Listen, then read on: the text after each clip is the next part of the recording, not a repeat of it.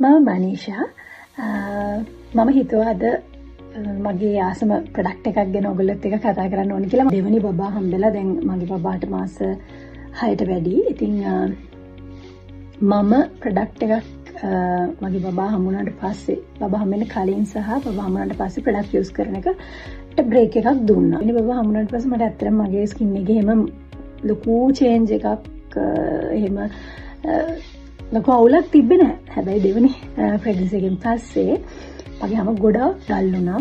මාර විදිහට ඩල් වුණා. විශේෂයෙන්ම කළු වුණා. බෙල්ල, අන්ඩර් ආම්ස්, වැලමිටවල් හරිය මාර විදිහට කළු වුණා. මාර වෙනසක් වුණා. ඉතින් මට ඕන උනේ ඒකට සොලියුෂන් එකක්. ඉතින් මගේ සුපුරුදු හිතවතා තමයි මේ ප්‍රොඩක්ට්ස් දෙක. මම ලොකු ගොඩාක් දේවල් යූස් කරන්නේ. මේක මම රැට යූස් කරන මගේ බොඩි ලෝෂන් එක. මේ තමයි ෆේස් ක්‍රීම් එක. දැනටත් යූස් කරලා තියෙන්නේ මම ප්‍රොඩක්ට් එක.